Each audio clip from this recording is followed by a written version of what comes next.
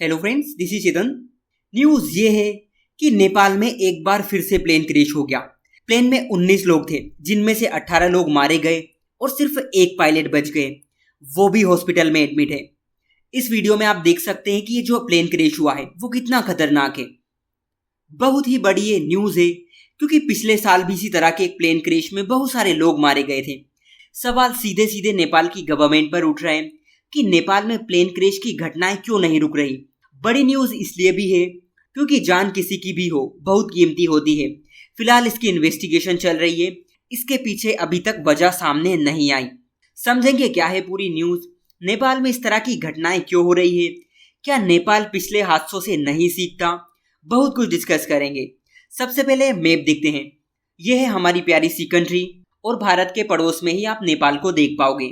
कहानी कुछ ऐसी है कि CRJ-200ER नाम का एक प्लेन काठमांडू से पोखरा जा रहा था क्योंकि उसकी टेक्निकल इंस्पेक्शन होनी थी। लेकिन जब ये टेक ऑफ कर रहा था तो इसे प्रॉपर हाइट नहीं मिलने के चलते क्रैश हो गया। जो प्लेन क्रैश हुआ CR-200ER, इसे कनाडा की कंपनी बॉम्बार्डियर बनाती है। नेपाल की शौर्य एयरलाइंस इसे चलाती है। इस एयरलाइंस के पास इस तरह के 3 प्लेन हैं और इस कंपनी ने इन प्लेन को 2003 में बनाया था। ये कितने आउटडेटेड प्लेन्स हैं आप खुद समझ सकते हैं। हालांकि टाइम टाइम पर इन्हें अपग्रेड किया जाता है, लेकिन अपग्रेड करने से समस्या खत्म नहीं हो जाती। कनाडा की कंपनी जो इस तरह के प्लेन बनाती है उसका इतिहास हादसों से भरा पड़ा है। 2003 से 2016 तक लगभग 14 बड़े हादसे हो चुके हैं। मतलब मजाक नहीं है ये चीजें। लेकिन बड़ा सवाल ये है कि नेपाल में इस तरह की घटनाएं हो क्यों जाती है। देखिए, जो नेपाल है ना, वो चारों ओर से हिमालय की खूबसूरत वादियों से घिरा हुआ है और यही वादियां हादसों की बड़ी वजह बनती है क्योंकि नेपाल के ज्यादातर एयरपोर्ट्स पहाड़ों के बीच में सकरी घाटियों में बने हुए हैं। बहुत कम स्पेस होता है निकलने के लिए और जब ये प्लेन इन घाटियों से गुजरते हैं तो मुड़ने में बहुत परेशानी होती है।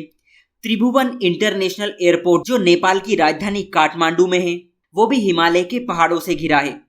नेपाल के सिविल एविएशन अथॉरिटी की 2019 की सेफ्टी रिपोर्ट ये कहती है कि देश की खतरनाक जियोग्राफी पायलटों के सामने बड़ी चुनौती है।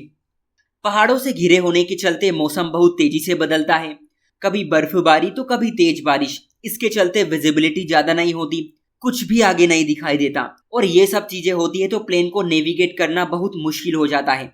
बड़ी प्रॉब्लम नेपाल की भी है क्योंकि नेपाल में ज्यादातर प्लेन 30 से 40 साल पुराने हैं, जिसके चलते टेक्निकल प्रॉब्लम फेस करते हैं।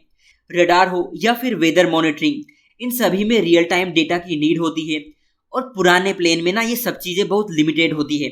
ऐसे में जब आप इतने खतरनाक रास्तों से गुजरते हैं तो किसी भी प्लेन का टेक्नोलॉजिकली एडवांसमेंट होना बहुत जरूरी है ताकि बारिश विजिबिलिटी इशू के प्रभावों को कम किया जा सके।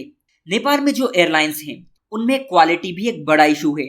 इनके एयरपोर्ट स्टाफ और क्रू मेंबर हाईली ट्रेन नहीं होते, वर्क फोर्स की वहां पर कमी है, कुछ स्टाफ्स को तो ओवरटाइम वहां पर काम करवाया जाता है, सैलरी में भी बहुत सारी दिक्कतें हैं जिनके चलते इनके एविएशन सेक्टर की क्वालिटी खराब हो रही है।